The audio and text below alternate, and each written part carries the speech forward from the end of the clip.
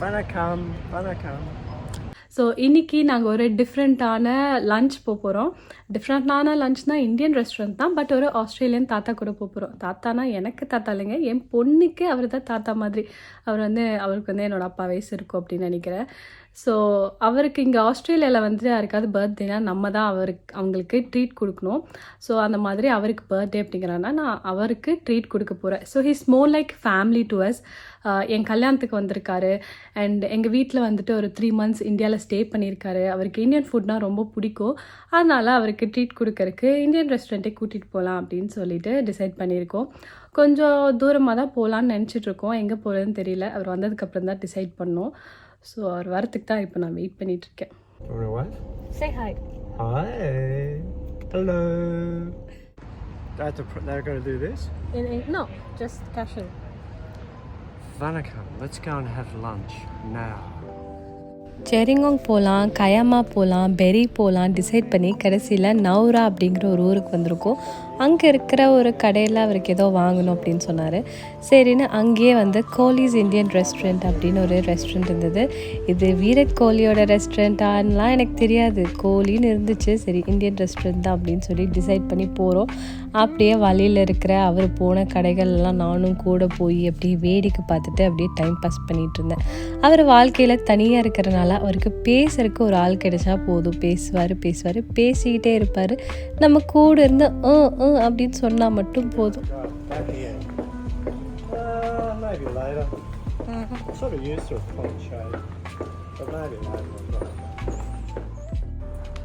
3:30.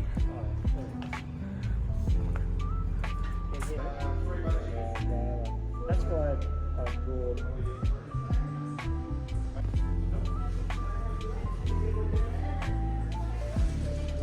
அவர் chicken mutton மாதிரி மீட்லாம் சாப்பிட மாட்டார். He's a pescatarian. So fish மட்டும் தான் சாப்பிடுவார் அண்ட் வெஜிடேரியன் ஃபுட்.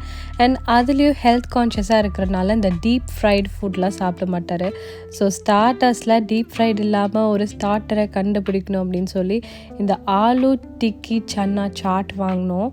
அதுவும் வந்துட்டு கொஞ்சம் டீப் ஃப்ரைடு தான், பட் அது அவருக்கு தெரியாது. ஆனால் அவருக்கு ரொம்ப பிடிச்சிருந்தது சாப்பிட்டுட்டு. அதுக்கப்புறம் மெயின் கோர்ஸ்க்கு கொஞ்சம் க்ரீமியாக இருந்தால் அவருக்கு பிடிக்கும் அப்படின்னு சொல்லி கோ அண்ட் ஃபிஷ் கறி ஆர்டர் பண்ணோம். அமேசிங்காக இருந்தது. அது கூட ஒரு ரைஸ் பவுல் அண்ட் அவருக்கு நான் ப்ரெட் ரொம்ப பிடிக்கும். அதுலேயும் சீஸ் நான் ரொம்ப பிடிக்கும். அதனால ஒரு வெரைட்டிக்காக சீஸ் நான் அண்ட் பட்டர் கார்லிக் நான் வாங்குவோம். அவர் இந்தியா வந்திருந்தப்போ டம்ளரில் எப்படி காஃபி குடிக்கணும் அப்படின்னு சொல்லி கொடுத்தோம். அந்த மாதிரி இந்த சப்பாத்தி தோசை எல்லாம் கையில் சாப்பிட்றதுக்கு சொல்லி கொடுத்தோம். அதோட பெனிஃபிட் எல்லாமும் சொன்னோம். ஸோ அவர் இந்தியன் ஃபுட் சாப்பிடும்போது கையில் தான் சாப்பிட்றதுக்கு ட்ரை பண்ணுவார். அண்ட் நிறைய பேசினோம், சாப்பிட்டோம். அப்புறம் என் பொண்ணு ஸ்கூல்லேருந்து பிக்கப் பண்ணுறதுக்கு டைம் ஆயிடுச்சுன்னு சொல்லி அவளை பார்க்கலான்னு கிளம்பிட்டோம். Tell me, how was the food? Yummy, yummy, yummy, yummy. Yeah.